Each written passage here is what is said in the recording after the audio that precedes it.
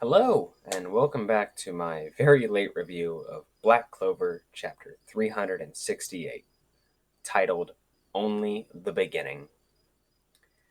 This is going to be the last chapter review for quite a while, as I'm sure literally all of you have heard what's going on with Black Clover, and I'm going to talk about that a little bit at the end.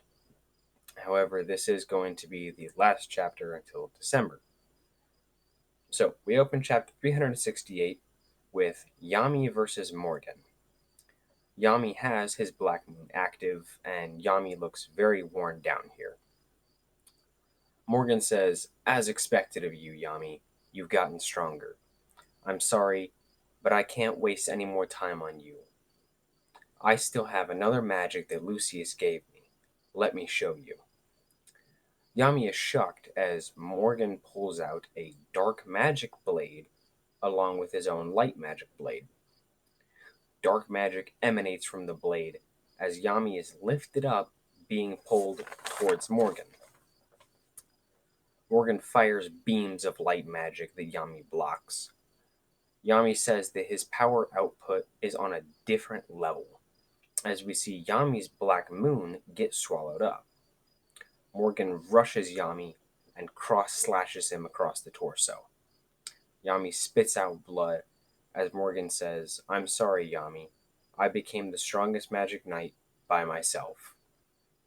We then cut away from this fight and we see two Lucius clones rush Yuno. He evades their attacks until he is hit and sent flying. Marks watches as Yuno crashes into a building. He says to himself that it's as he thought. Fighting two at once is unreasonable. It's bad, as Yuno's at a disadvantage against soul magic. If he gets hit once, Neverland will come undone. We then get some panels of the other fights that are occurring. Charlotte and Rill are on the back foot against Lucius clones. Kaiser is surprisingly still standing. And we see magic knights all over the ground, cratered into walls, on their hands and knees, bleeding. Lucius outstretches his arms and says, "It's time to put an end to this world." Then a voice says, "You aren't ending anything," as a spatial portal opens and the Black Bull hideout, covered in anti-magic, comes through. A majority of the Black Bulls jump out, shouting, "This is only the beginning." Shadowy hands appear in front of Yami as he's falling. Then Noct and Ichika come through the portal in front of Yami. A Lucius clone punches Yuno, who blocks it with his Shield of Notice spell. But before the second one can attack him, Asta appears, cutting his arm open with Demon Slasher. Asta shouts, You weren't about to lose, were you, Yuno?" Yuno smiles and says, "Not a chance, after all." Then Asta and Yuno say simultaneously, "I'm gonna be the one who will defeat Lucius and become the Wizard King." Lucius, up in his castle, looks down on them as Asta and Yuno rush forward side by side. End of chapter. So, I want to talk about my thoughts on the chapter a little bit, and then talk about what's going on with Black Clover. Yami versus Morgan so far has been the least focused of the major battles that we've seen, and while Yami is surely not down for the count here, I just would like to have seen more of this fight. I would honestly say I feel like the first third is over. I feel like Yami versus Morgan is this first third.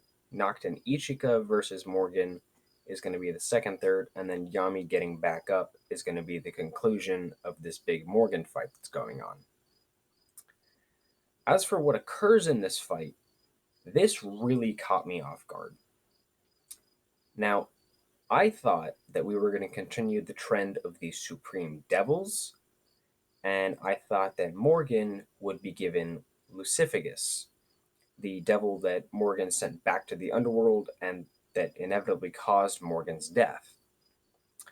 However, Dark magic is still a very interesting choice, and I'm excited to see how Morgan will use dark magic in conjunction with his light magic.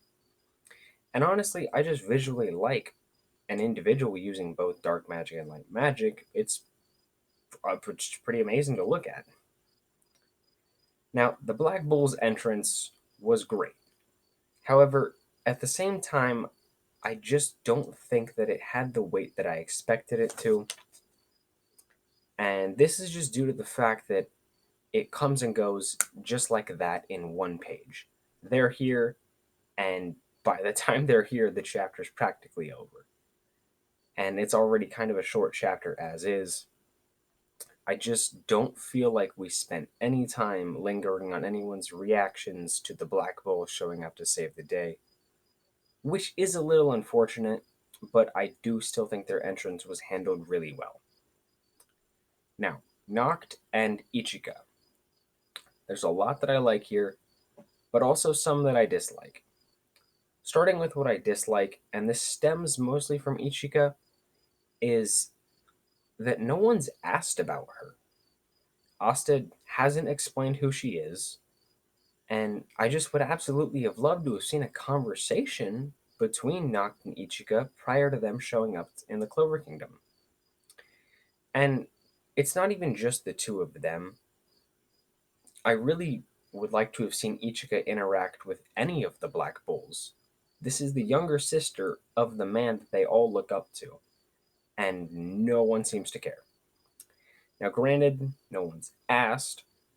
I just wish that Noct, Magna, Vanessa, or someone would have started an open dialogue with her. Now, on the flip side, this is probably what I'm looking forward to the most of any of these battles, given aside from Asta and Yuno versus Lucius, of course. But I just really like a lot of the overlapping connections we have here. We have Yami and Noct, the two commanders of the Black Bulls, Yami and Ichika, the siblings reuniting after such a long time. Same with Noct and Morgan, who haven't seen each other in forever. And I feel like this battle opens the door for us possibly seeing Kids Playground again, perhaps a dark magic combo spell between Yami and Ichika, a combo spell from Noct and Ichika, maybe, or, and this is like the big one that I actually do think is going to happen, is Ichika amping Kid's Playground with her own dark magic and just significantly increasing the power output of that monozone. Genuinely, I am very excited for this fight, and I just cannot wait to see it play out in the future. Now, with the Black Bulls joining, I do think that each of the Black Bulls is going to fight a Lucius clone. That one seems pretty obvious. You don't got to scratch your head too hard to think about that one. But nevertheless, I'm still very excited for that. Now, there are two fights that I think will not be interrupted by the Black Bulls, and that's actually two of the fights that we didn't focus on at all in this chapter. That being Noel versus Acier and Mario Leona versus Maurice. Now, as for Mario Leona, I do get the feeling that Fuegoleon will jump in and help out, or maybe Leo, but that is very, very, very slim chance.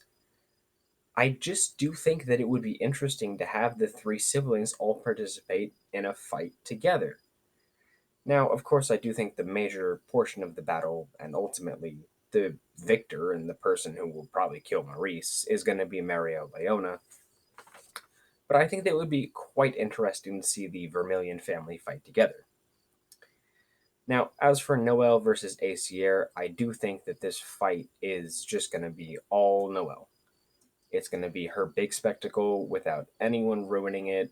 I wouldn't say ruining it, but helping her out. I think it's just going to be her and her mother, and it's going to really prove how powerful Noel has become as an individual. Now, Asta's return was another really great moment here. I love the look on Yuno's face when he sees Asta again. And then the two of them charging forward side by side is a great way to end the chapter.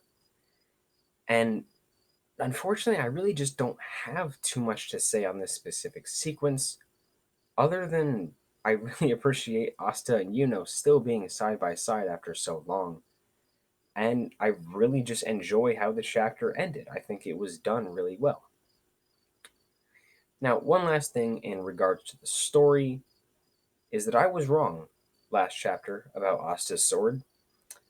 Asta is using an ability of Licks, which is when Licht and Lumiere did the combo sword magic and light magic spell at the end of the Elf Reincarnation Saga. I completely forgot about this, and it's actually quite a wonderful callback when you really think about it. I feel pretty dumb for forgetting about it, to be fully honest with all of you. And I did a little more digging into how anti magic works, and I never did hate last chapter. I didn't think it was that bad, and of course, the internet had a much worse reaction than I ever have. And I think that Broku, that YouTube channel, has done a really good job with a video explaining how anti magic works and how that transfer was possible in chapter 367. And like I said, I don't have much issue with it. In fact, I have hardly any issue with it now that I've seen so many things on Reddit and YouTube properly explaining it. Tabata laid some fantastic groundwork, and I was just way too blind to see it. Now, what's going on with Black Clover? As I'm sure everyone knows, Black Clover is being moved to Jump Giga. And I just want to clarify that it's not being canceled. I've seen some people spread that misconception. It's a pretty stupid one, to be fully honest. But it's not being canceled. It's just moving to Jump Giga. And we'll get chapter 369 in December. Now, Tabata is doing this to take better care of his family, and that is very admirable. I know this isn't the only reason, but it seems like the most likely and the main reason to me, given his author comments we've had for practically the past year. I'm not mad at all, and I 100% have respect for Tabata and the choice that he's made. If anything, this is going to lead to longer chapters when we do get them, better artwork that's going to be beautiful and fantastic and deserving of the finale of Black Clover. And I feel like moving forward, we can treat each chapter as this big, major event that we can all look forward to. And of course, I'm going to cover it when it comes out. That's going to be all from the Black Clover content. But if you want to stay, I would like to discuss a little bit of what I'm going to be doing with my channel moving forward, since it's primarily based on Black Clover content. I'm not quitting, but I am going to take a little bit of a break. I know that I just made a video, and at the end of it, I talked about all these different video ideas that I had. And I genuinely do want to make every single one of those, and even more that I've thought of since then. But with college and work and life events, it's just become too much for me to handle and then juggle a YouTube channel on top of all that. I know I'm a very small channel and hardly anyone watches me, but I do really enjoy making videos. And I've just been busy. That's why this video's come out now on a Monday night instead of Saturday when I was pretty much done writing it. I'm going to try my best to still make as many videos as I can, or even any videos, between now and when chapter 369 comes out. The main thing I really want to do, even if I don't do any of the other ones I said, is I'm still rereading Black Clover. I'm at the Underwater Temple arc. And what I want to do is make 3 different videos covering, well, maybe 4, covering different portions of Black Clover and what my opinions on it are, things I liked and disliked, just pretty much all the content before I started doing chapter reviews.